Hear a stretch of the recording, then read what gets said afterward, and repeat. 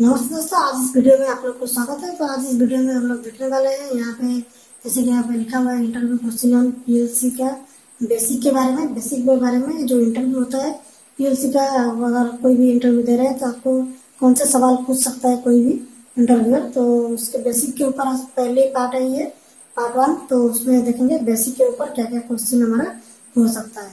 तो सबसे पहले चलेंगे हमारा बेसिक में पीएलसी है क्या, पीएलसी क्या है।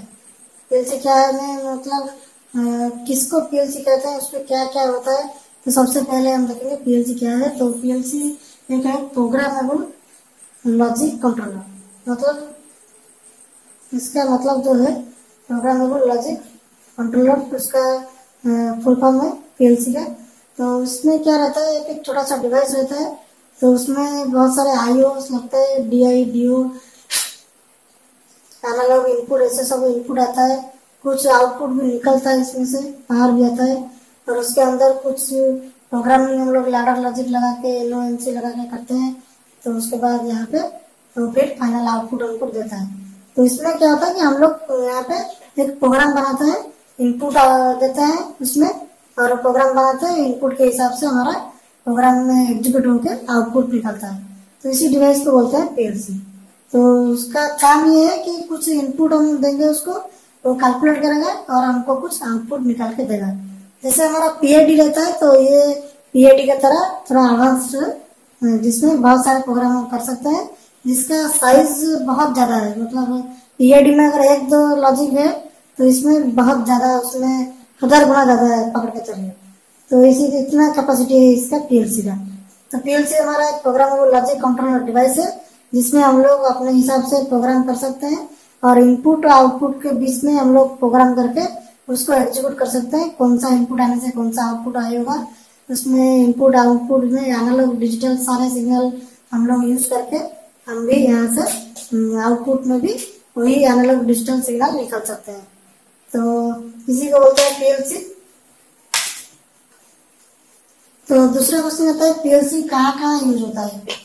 तो पीएलसी हर पैनल जितना रहता है, इलेक्ट्रिकल पैनल सभी में यूज होता है। जिसमें आपको कुछ प्रोग्राम करना है, इनपुट आएगा और आउटपुट जो निकलेगा उसके बीच में कुछ लॉजिक वाला प्रोग्राम करना है, वो सारे मतलब यूजर्स में, सारे एप्लीकेशन में हमारा ये पीएलसी लगता है। जैसे कि पूरा मान लीजिए, पूरा छोटे से लेके बहुत बड़े तक, मतलब जो ईट बनाता है उसी कंपनी से लेके carbon industry, would industry, steel industry में तो पीएलसी लगना ही लगना है। हमारा जो भी इंडस्ट्री आप देख रहे हैं सभी में पीएलसी रहता है। आप देखेंगे बहुत सारी जगह में छोटा छोटा पैनल में एक पीएलसी लगा हुआ रहता है। तो ये बहुत सारे इलेक्ट्रिकल पैनल जितने हैं वहां पे रखा रहता है। जितना आयरन इंडस्ट्री जितना है उसमें रहता है, स्टील इंडस्ट्री में लगता है, एल्यूमिनियम, केमिकल, सारे चीज में हमारा ये आपको मिल जाएगा। स्टील, एल्यूमिनियम, केमिकल सारे में मेरा इनमें मिल जाएगा आपको। मतलब कुछ अगर इनपुट देके और प्रोसेसिंग करके आउटपुट निकलना है तो उसी जगह में हमको पीएलसी लगाना पड़ेगा। जैसे कि आपको एग्जाम्पल के लिए बोल रहे हैं कि हम चाहते हैं कि हमारा एक पीसी में बैठेंगे और पीसी से एक पीएलसी में हमारा कनेक्ट होगा, डाटा सब सिग्नल सब कनेक्ट होगा और यहाँ से एमसीसी पैनल रहेगा और यहाँ से मोटर हमारा चलेगा। तो मोटर को हम लोग पीसी में बैठ के अगर कमांड देना चाहते हैं, पीसी में बैठ के, तो यहाँ पे बैठेंगे, कंप्यूटर से कमांड देंगे और यहाँ पे मोटर चलेगा। तो आपको यहाँ पे पीएलसी लगाना पड़ेगा। अगर आप यहाँ पे डायरेक्ट स्विच दे देंगे, पुश बटन वगैरह पुश करने के लिए, तो एक डब्बे में तो यहाँ से देंगे तो यहाँ से डायरेक्ट एमसीसी पिकअप हो जाएगा और ये चलेगा। और कंप्यूटर से करना चाहते हैं पीसी से, तो आपको पीएलसी के थ्रू से करना पड़ेगा। एमसीसी पैनल से हमारा मोटर चलेगा और एमसीसी पैनल का जो कमांड है वो पीएलसी देगा। पीएलसी को कमांड हमारा एचएमआई या फिर जो मॉनिटर लगा होगा वो देगा। तो इसी हिसाब से हमारा पीएलसी यूज होता है फील्ड में। तो बस यही सारे इंडस्ट्री में जहाँ पे आपको कुछ इनपुट देके प्रोग्राम करके आउटपुट निकलना है तो उसी जगह में हमारा पीएलसी लगेगा। हम चाहते हैं कि 1 2 3 ये तीनों हमारा कमांड इनपुट आएगा, तब जाके हमारा 4 नंबर वाला आउटपुट पिकअप होगा। तो इसी जगह में, इसी कंडीशन में हमारा पीएलसी आपको लगाना ही पड़ेगा। नहीं तो आप उसी कंडीशन को सेटिस्फाई नहीं कर पाएंगे बिना पीएलसी के। हाँ, हो सकता है हार्डवेयर में कर सकते हैं, हार्डवेयर वायरिंग में इंटरलॉक वगैरह लगा के, रिले वगैरह लगा के। लेकिन अगर ज्यादा अमाउंट अगर हो जाएगा तो उसी केस में आपको मतलब एक पीएलसी से जो सारा काम हो सकता था, आप उसको लिए बहुत बड़ा पैनल लगा के, बहुत सारा वायरिंग करके, बहुत सारा रिले लगा के वेस्ट करेंगे टाइम, पैसा, प्लेस, जगह जितना चाहिए आपको, रिक्वायर्ड प्लेस वो भी ज्यादा लगेगा। तो ये सारे चीज एक छोटा सा पीएलसी से हमारा कंट्रोल हो सकता है। तो इसके लिए बेकार में बहुत बड़ा ज्यादा झमेला करने की जरूरत नहीं है। तो इसलिए यहाँ पे पीएलसी लगा दिया जाता है। तो उसके बाद आता है ये पीएलसी कौन सा कंपनी का आता है। आपको कोई पूछ सकता है इसका मेक कौन सा, आप देखेंगे कि आपको पता है कहाँ कहाँ कौन कौन कंपनी बनाता है। तो बहुत सारे कंपनी हमारा बनाते हैं। इसमें अगर आपको नेट में अगर देखेंगे तो आपको 100 कंपनी मिल जाएगा जो पीएलसी बनाता है। तो उसमें से खास करके कुछ बड़े बड़े कंपनी जो है रेपुटेड कंपनी, जैसे कि हमारा सीमेंस है, हमारा एबीबी है, उसके बाद हनीवेल है, हनीवेल का लिखा हुआ है इसमें। तो उसके बाद एलन ब्रैडली को एबीबी लिखते हैं। तो उसके बाद मित्सुबिशी, सबका अलग अलग का पीएलसी रहता है सबका। और स्नाइडर भी आप जो देखेंगे बहुत सारी जगह में स्नाइडर पीएलसी लगता है। तो इसी तरीके से बहुत सारी जगह में आप पीएलसी देखेंगे। वागो भी बनाता है, वागो का पीएलसी रहता है छोटा छोटा, डेल्टा का बनाता है। तो इसी तरह के ये सब बड़े बड़े मेकर्स है जो कि पीएलसी बनाते हैं। जैसे अगर नेट पे आपको देखेंगे तो आपको बहुत सारे कंपनी मिलेगा जो कि छोटा छोटा पीएलसी, बड़ा पीएलसी बनाते हैं। मतलब छोटा बड़ा मतलब कैपेसिटी ज्यादा लगे, कम कैपेसिटी, कम आयु वाला है तो उसमें छोटा बोलते हैं इसको। तो ये जो इनपुट आउटपुट लगता है कम है तो कम, छोटा वाला बोलते हैं। या फिर बड़ा वाला है तो मतलब ज्यादा कैपेसिटी है, बहुत सारे आयु लगा सकते हैं उसमें। तो ये सब कंपनी हमारा बनाते हैं हमारा पीएलसी। तो मार्केट में बहुत सारे कंपनी आपको मिल जाएंगे जो कि पीएलसी बनाते हैं। ये जो है ये सब बड़े बड़े मतलब ज्यादा कैपेसिटी के और ज्यादा अच्छे पीएलसी बनाते हैं। तो इनका लिस्ट ये है। तो उसके बाद हम लोग को कोई भी क्वेश्चन पूछ सकता है कि पीएलसी में क्या क्या पार्ट्स होता है। तो पीएलसी जो रहता है उसमें क्या क्या पार्ट रहता है। तो पीएलसी हमारा जो रहता है इसका हमारा आर्किटेक्चर देखेंगे बहुत सारी जगह में पढ़े होंगे। जैसे हमारा सीपीयू रहता है कंप्यूटर का, तो उसी तरह का ये हमारा पीएलसी। तो उसमें ये सब डिवाइड होकर रहता है कौन सा क्या है। तो उसमें क्या रहता है, एक प्रोसेसिंग यूनिट रहता है जो कि सारे डाटा को प्रोसेसिंग करता है। एक लॉजिक कंट्रोलर रहता है, जैसे हमारा पीसी में एएलयू रहता है, अरिथमेटिक लॉजिक कंट्रोलर। यहाँ पे ऐसा है कि लॉजिक कंट्रोलर रहता है, लॉजिक कंट्रोलर। और एक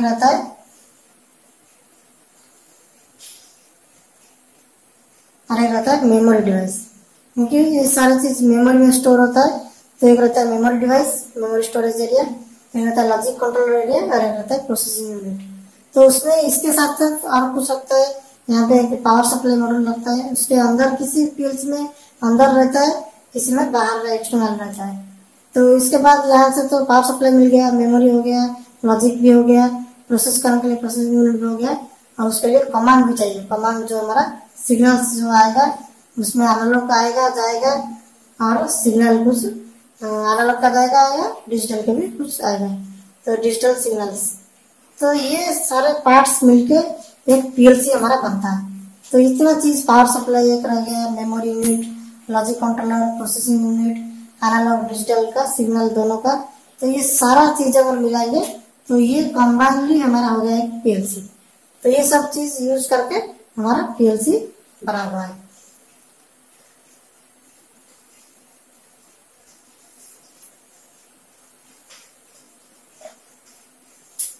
तो अगले क्वेश्चन हम देखते हैं 5 नंबर में। इसमें कम्युनिकेशन का क्या क्या तरीका है, क्या क्या प्रोटोकॉल्स है, किस किस माध्यम से हम लोग इसको कम्युनिकेट कर सकते हैं, पीसी से या फिर कोई पीएलसी से।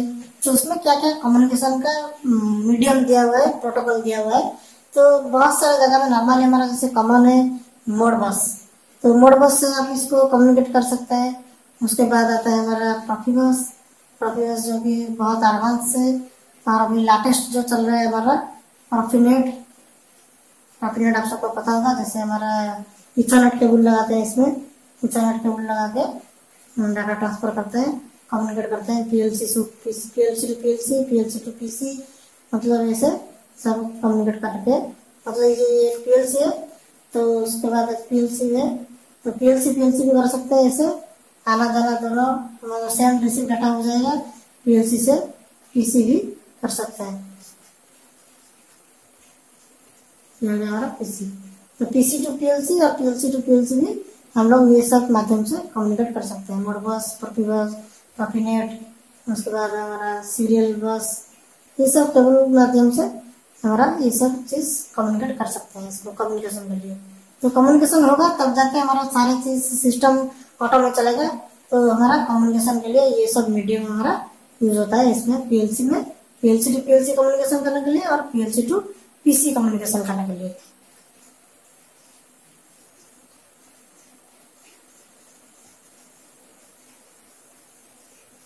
तो 6 नंबर में देखते हैं, ये जो पीएलसी है इसको चलाने के लिए और सपोर्टिंग डिवाइस और क्या क्या लगता है।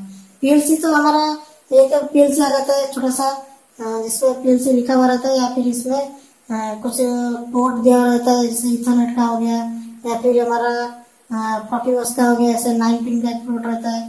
तो उसके साथ और क्या क्या लगता है, तो पीएलसी चलने के लिए एक हमारा पावर सप्लाई बोर्ड रहता है, जो कि पीएस करके बोलते हैं। तो किसी किसी में इनबिल्ट रहता है, किसी किसी में एक्सटर्नली आपको लगाना पड़ता है, इसको आप इसको पावर देंगे और ये इसको पावर देगा, मतलब यहाँ पे पावर आएगा पावर सप्लाई को, और पावर सप्लाई पूरा बहुत बढ़िया से फिल्टर वगैरह करके ये देगा 24 वोल्ट हमारा पीएलसी में। तो ये हो गया हमारा पावर सप्लाई यूनिट। उसके बाद हमारा साइड में ऐसे ऐसे करके मॉड्यूल सब लगता है, जिसको हमारा आईओ मॉड्यूल बोलते हैं। तो उसमें कुछ डीआई रहता है, डीआई मॉड्यूल, कुछ रहता है DO module, digital input, digital output, कुछ रहता है एनालॉग इनपुट, और कुछ रहता है एनालॉग आउटपुट। तो सारे फील्ड से जो तार जो आता है वो सब लगता है इसमें, सब सारे वायरिंग हमारा डीआई का यहाँ पे लगता है, डीओ का यहाँ पे लगता है, एनालॉग का अगर कोई है तो यहाँ पे लगता है, एनालॉग इनपुट का, एनालॉग आउटपुट का, ये सब हमारा पीएलसी से आता है। तो हमारा जो फील्ड से जो भी वायरिंग होता है वो फील्ड से हमारा आईओ कार्ड में रहता है। तो पीएलसी से पीएलसी टू पीएलसी जाता है, नहीं तो हमारा पीसी में आता है, नहीं तो हमारा एचएमआई में आता है। एचएमआई जो बोलते हैं जो हमारा जो यहाँ से बैठ के देख के चलाते हैं, यहाँ पे जाता है पीएलसी में जाता है, नहीं तो पीसी में भी आता है। लैपटॉप लगा के कोई देख रहा है, इसको ऑपरेट कर रहा है, तो यहाँ पे भी उसको दिखा देगा। तो पीसी हो गया, पीएलसी हो गया, यहाँ पे एचएमआई हो गया। तो यह सब हमारा पीएलसी से कम्युनिकेट होता है। फील्ड से जो इनपुट आउटपुट सिग्नल आते हैं वो सब हमारा डिजिटल इनपुट आउटपुट का जो मॉड्यूल रहता है वो मॉड्यूल में लगता है। तो इसका पार्ट्स अगर सपोर्टिंग पार्ट्स अगर देखा जाए तो पीएलसी का हमारा एक हो गया पावर सप्लाई और उसका आईओ कार्ड, जैसे डीआई, डीओ, एआईओ, ये हो गया। तो अगर मान लीजिए कुछ ज्यादा आपको यह ऐड करना है, डिजिटल मॉड्यूल, एनालॉग मॉड्यूल, ये हमेशा ये एक लाइन में 12 ऐड कर सकते हैं, मतलब एक ही लाइन में, एक ही रैक में, एक ही लाइन में 12 मॉड्यूल यूज कर सकते हैं। तो उसके बाद अगर हमको 13-14 यूज करना है, तो कि बहुत ज्यादा यूज करना है, तो उसके लिए हमको पीएलसी से एक इंटरमीडिएट मॉड्यूल लगाना पड़ता है, इसको आईएम मॉड्यूल बोलते हैं। ये सभी कंपनी का आता है, जैसे एबीबी का आता है, सीमेंस का आता है, एबीबी का आता है, CI 840, ये सब CI का कम्युनिकेशन इंटरफेस का बहुत सारे कार्ड आता है, 840, 845, जैसे जो भी आपको सुटेबल है आप उसी हिसाब से सिलेक्शन करते हैं। तो यहाँ पे मतलब ये जो नंबर रहता है ये सब, तो किसी का प्रोफिबस होगा, किसी का प्रोफिनेट होगा, किसी का मोडबस होगा, तो ये सब किसी का फाइबर ऑप्टिक्स होगा, तो ये सब आपको इसका नंबर के हिसाब से काउंट कैलकुलेट होता है, पता चलता है। तो इसका एबीबी का CI कार्ड रहता है, सीमेंस का आईएम मॉड्यूल रहता है। तो एक आईएम मॉड्यूल से पीएलसी कम्युनिकेट करेंगे, इसमें जो पीएलसी में लगा होगा वो लगा रहेगा। अगर 12 मॉड्यूल यहाँ पे लगा हुआ है तो और भी मॉड्यूल है, तो एक आईएम मॉड्यूल पीएलसी के साथ कम्युनिकेट होगा, और यहाँ पे वो सारे मॉड्यूल हमारा लगेगा, जो कि डीआई, डीओ जो बचा था, मतलब और 2 डीआई था और 2 डीओ था, तो यहाँ पे ये सब ऐसे लगा के यूज करेंगे, फील्ड में ये सब वायर लगेंगे। का इंटरमीडिएट मॉड्यूल या फिर CI मॉड्यूल आपको लगाना पड़ेगा। जो आपका मेक का कंपनी होगा उसी का जो भी आ रहा होगा वो आपको लगा के यहाँ पे यूज कर सकते हैं। तो ये हो गया हमारा पीएलसी का सपोर्टिंग डिवाइस, जो कि सपोर्टिंग पार्ट, जो कि एक पीएलसी में कंप्लीट पीएलसी होने के लिए ये सब चीज आपको जरूरत पड़ता है। तो क्वेश्चन आता है रिडंडेंट पीएलसी क्या होता है। तो ये तो हो गया नॉर्मल पीएलसी, ये हमारा पीएलसी हो गया, इसके साथ पावर सप्लाई लगा, इसके साथ डिजिटल इनपुट और डिजिटल आउटपुट, एनालॉग इनपुट, ये सब डाटा भी लगा। तो हमारा रिडंडेंट पीएलसी क्या होता है। तो रिडंडेंट पीएलसी आप बहुत सारी जगह में नाम सुने होंगे कि रिडंडेंसी भी सुने होंगे। तो रिडंडेंट पीएलसी में क्या होता है, उसमें ये जैसे पीएलसी हो गया, यहाँ पे कंट्रोल चल के हमारा सारे प्रोग्राम चल रहा है यहाँ पे। तो रिडंडेंट पीएलसी में 2 पीएलसी रहता है, एक जैसे हो गया पीएलसी 1 और एक हो गया पीएलसी 2। और हमारा ये भी हो गया हमारा HMI, जो हमारा बैठ के चलाते हैं, पीसी को ऑपरेट करते हैं यहाँ पे बैठ के। तो यहाँ पे बैठ के पूरा प्लांट हम लोग चलाते हैं। तो पीएलसी 1 और पीएलसी 2 ये सब कनेक्ट रहता है, इसमें डाटा जाता है, इसमें डाटा जाता है। और ये हमारा फील्ड में डिवाइस में लगा हुआ है, सब डिवाइस यहाँ पे लगा हुआ है DIDO का। तो इसमें क्या रहता है, ये सब डिजिटल इनपुट डिजिटल आउटपुट सब लगा हुआ रहता है, एनालॉग इनपुट एनालॉग आउटपुट। तो यहाँ पे हमारा वायरिंग होके प्रोसेस सब चल रहा है।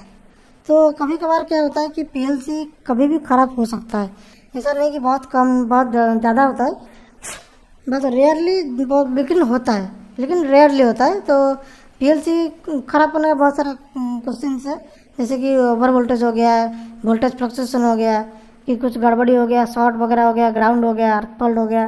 तो उस केस में हमारा पीएलसी भी ख़राब हो जाता है, ज़्यादा डस्ट होने से, ज़्यादा हीट होने से, ज़्यादा कूल हो जाने से, या फिर मॉइस्चर अगर हो गया, तो उसी केस में पीएलसी भी फेल हो जाता है। तो पीएलसी क्या करता है, पूरा सिस्टम को चलाता है, उसमें प्रोग्रामिंग रहता है, सारे DIDO जो भी एनालॉग सिग्नल हमारा यहाँ पे आ रहा है उसको लेके एग्जीक्यूट करके हमारा ये चलता है पीएलसी। तो मान लीजिए कभी कभार क्या होता है, अगर एक पीएलसी अगर ख़राब हो गया, तो अगर ये सारे सिस्टम एक ही पीएलसी से चलता होगा, ये यहाँ पे जैसे लगा हुआ है एक पीएलसी से सारा सिस्टम चल रहा है, तो मान लीजिए पीएलसी कभी ख़राब हो गया, तो ये सब का कोई मतलब नहीं। पीएलसी जो एग्जीक्यूट कर रहा था ये सब डाटा लेके, अगर वही ख़राब हो गया तो ये सब का कोई यूजेस है नहीं। तो यहाँ पे सिंगल पीएलसी लगा है तो ये सब मतलब यूजलेस हो जाएंगे, उसका कुछ काम ही नहीं रहेगा अगर एक पीएलसी लगा हुआ है। तो अगर रिडंडेंसी पीएलसी अगर लगा हुआ है तो यहाँ पे क्या होगा कि 2 पीएलसी रहेगा, वो लोग आपस में कनेक्टेड रहेंगे। सारे जो हमारा यहाँ पे मॉड्यूल लगेगा वो सब रिडंडेंसी वाला होगा, मतलब एक सिग्नल इसका यहाँ पे आएगा और एक सिग्नल यहाँ पे भी आएगा। तो ये दोनों पीएलसी में अगर एक पीएलसी रनिंग वाला अगर फेल हो जाता है, ख़राब हो जाता है, उसमें कम्युनिकेशन नहीं होता है, कि ये पूरा बंद पड़ जाता है, तो ये क्या हुआ, यहाँ से डाटा हमारा यहाँ पे भी आ रहा था पीएलसी 2 में। तो पीएलसी 2 क्या करेगा, ये जो इसमें चल रहा था 1 पे, वो स्विच हो जाएगा 2 में, और 2 में बिंदास चलने लगेगा। तो जैसे इसको बोलते हैं पीएलसी हमारा रिडंडेंट पीएलसी। रिडंडेंट पीएलसी मतलब एक अगर ख़राब हुआ तो दूसरा उसके जगह ले लेगा, दूसरा उसमें कंटिन्यू चलता रहेगा। तो ये जो हमारा स्विच ओवर जो होता है, ये हमारा 2 टाइप का स्विच ओवर होता है, जैसे कि एक कोल्ड रिडंडेंस और एक रहता है हॉट रिडंडेंस। तो हॉट में क्या होता है कि कोई प्रोग्राम आपको डाउनलोड करना नहीं पड़ता है, कोई कनेक्शन आपको खोल के लगाना नहीं पड़ता है, डायरेक्टली अगर एक ख़राब हुआ तो दूसरा ऑटोमेटिक ऑन हो जाता है। वही सेम प्रोग्राम इसमें और इसमें रहता है, तो इसमें कुछ भी चेंजेस करने का आपके हाथ भी नहीं लगाना है, वो ऑटोमेटिक चेंज ओवर हो जाएगा। अगर ये ख़राब हो इसमें चल रहा था और ये ख़राब हुआ तो इसमें ऑटोमेटिक स्विच हो जाएगा वो, आपको हॉट केस में कुछ भी नहीं करना पड़ेगा। लेकिन कोल्ड वाला केस में क्या करना पड़ता है, इसमें कभी कभार प्रोग्राम डालना पड़ता है, कभी कभार कुछ वायरिंग वगैरह होगा तो उसको करना पड़ता है, नहीं तो जो पीएलसी 2 अगर चलेगा तो ये क्या होगा कि ये इसको बंद करेगा, उसके बाद बंद करके फिर से यहाँ से ऑन होके चलेगा। तो जो बंद करके यहाँ पे जो ऑन करेगा तो उसमें हमारा प्रोसेस पूरा बंद हो जाएगा। अगर पीएलसी फेल हो गया, स्टॉप हो गया, स्टॉप मोड से फिर रन मोड पे आएगा, तो हमारा जो भी प्रोसेस चल रहा होगा वो सारे साइकिल बंद हो जाएंगे, सारे प्रोसेस फेल हो जाएंगे। तो कुछ टाइम के लिए, बहुत मिलीसेकंड हो या फिर सेकंड हो, लेकिन प्रोसेस हमारा फेल हो जाएगा। तो उसी केस में हॉट रिडंडेंसी यूज़ करने से ये डायरेक्ट उसी जो जैसे लगा होगा उसमें से ही रनिंग में ये स्विच ओवर हो जाएगा पीएलसी 2 में। लेकिन अगर ऑफलाइन में अगर करना है तो इसको कोल्ड रिडंडेंसी बोलते हैं। कोल्ड में मतलब बिना पावर में, बिना रनिंग में उसको चेंज करके फिर इसमें चलाएंगे। तो जैसे मैनुअली चलाते हैं तो इसे उसको बोलते हैं कोल्ड रिडंडेंसी। तो इसी जगह का 2 रिडंडेंसी सिस्टम रहता है, और रिडंडेंसी सिस्टम में 2 पीएलसी रहता है। सारे डिवाइस जो रहता है हमारा वो दोनों पीएलसी को कम्युनिकेट करता है। अगर एक पीएलसी अगर ख़राब हो गया तो दूसरे पीएलसी से ये काम चला देता है और हमारा काम चलता है। तो इसमें क्वेश्चन आता है डीपी कपलर। डीपी कपलर क्या होता है? तो यहाँ पे एक हमारा जैसे 8 नंबर में देखते हैं डीपी कपलर। तो डीपी कपलर हमारा लगता है कि ओनली रिडंडेंट पीएलसी में, मान लीजिए ये एक पीएलसी 1 है और ये एक पीएलसी 2 है। तो यहाँ पे क्या हो गया कि दोनों का बस लगा हुआ है, ऐसे प्रॉफी बस का। अगर इसके बीच में हम लोग कुछ डिवाइस डाल रहे हैं, जैसे कि कोई हमारा IM मॉड्यूल लगाया, IM मॉड्यूल, उसके साथ हमारा DIDO सब लगा, यहाँ पे एनालॉग का लगा, IO का लगा। तो इसमें क्या होगा, IM मॉड्यूल जो रहेगा वो दोनों को कम्युनिकेट करेगा। मतलब इसको ये बस में कम्युनिकेट रहेगा PLC 1 के साथ, ये बस में हमारे PLC 2 के साथ कम्युनिकेट करता रहेगा। तो ऐसे जो भी डिवाइस हम लोग लगाएंगे वो सारे दोनों को, उसमें 2 पोर्ट होगा, 2 पोर्ट से दोनों में कनेक्ट रहेगा। तो इसमें क्या होगा, अगर ये PLC अगर ख़राब हो जाता है तो ये PLC हमारा इसको एक्सेस कर लेगा। अगर ये PLC 2 यहाँ पे लगा हुआ है, PLC 1 भी डिस्ट्रीब्यूट करके रखा हुआ है, अगर PLC 2 को भी ख़राब हो जाता है तो डाटा हमारा क्या होगा, इसका PLC 1 ले लेगा और PLC 1 चलाता रहेगा। तो इसमें क्या होता है कि ये जो डिवाइस है इसमें 2 पोर्ट रहता है दोनों बस में लगाने के लिए। रिडंडेंट बस में ये अगर A1 हो गया तो ये हो गया हमारा A2, तो दोनों बस में हमारा ये इसको कनेक्ट करना पड़ता है, ये जो डिवाइस है। तो ये डिवाइस इसमें रिडंडेंस वाला होगा, तब जाके इसमें 2 पोर्ट रहेगा और 2 पोर्ट एट अ टाइम 2 बस में लगेगा। अगर ये रिडंडेंसी वाला नहीं होगा ये जो डिवाइस, तो उसमें क्या करना पड़ता है, सिंगल डिवाइस अगर होगा, जैसे हमारा कुछ ड्राइव हो गए, कुछ हमारा एनकोडर्स हो गए, कुछ हमारा बहुत सारी चीज़ लगता है, जैसे इंस्ट्रूमेंट भी बहुत सारे रहते हैं, या फिर कोई डिस्प्ले वगैरह हो गया, या फिर कोई सिम कोड वगैरह हो गया। तो इसको क्या करना पड़ता है कि इसमें तो सब में एक ही पोर्ट है, एक ही पोर्ट दिया हुआ है। तो उसमें 2 पोर्ट नहीं है कि इसमें एक ऊपर लगा वाला बस में लगा दिए, एक नीचे वाला बस में लगा दिए, उसमें सिंगल पोर्ट रहता है। तब आपको क्या करना पड़ता है, ये बीच में हमको एक लगाना पड़ता है डीपी कपलर। डीपी कपलर क्या करता है, ये दोनों का सिग्नल को यहाँ पे लेता है, दोनों बस का सिग्नल को, और आगे एक छोड़ता है, आगे एक निकलता है, तो ये जाके हमारा यहाँ पे लग जाता है। और यहाँ पे हमारा जो भी चेंजेस होता है, जो भी प्रोग्राम होता है, उसके हिसाब से जो डाटा मिलता है वो लाके डीपी कपलर में आता है, और डीपी कपलर से दोनों जगह डिस्ट्रीब्यूट हो जाता है। तो हमारा ये क्या हो गया, ये भी एक तरीके से रिडंडेंट हो गया, क्योंकि इसका जो डाटा डीपी लेकर डीपी दोनों को बांट के दे रहा है। मतलब PLC 1 को जो डाटा जा रहा है और PLC 2 को भी डाटा जा रहा है। तब हमारा ये सिस्टम, हमारा ये जो सिंगल वाला डिवाइस था, उसको अगर हमारा रिडंडेंसी PLC जो डबल PLC रहता है 2 बस में अगर लगाना है, तो आपको डीपी कपलर के थ्रू से आपको लगाना पड़ेगा इस तरह का। तो चलिए दोस्तों, आज इस वीडियो में इतना ही। अगले वीडियो में देखेंगे हमारा दूसरा चीज़ जो रहेगा पार्ट 2 वाला में देखेंगे। तो दोस्तों, आपको ये वीडियो कैसे लगा कमेंट करके जरूर बताइए, जिससे हमको और अच्छे वीडियो बनाने में फायदा हो। उसके साथ साथ आपको जो भी टॉपिक के बारे में जानकारी चाहिए वो भी आप बोल सकते हैं। वीडियो अगर अच्छी लगी तो कृपया उसे लाइक करें, दोस्तों के बीच में शेयर करें ताकि सबका नॉलेज बढ़ सके। आज के लिए इतना ही, फिर मिलेंगे अगले वीडियो में।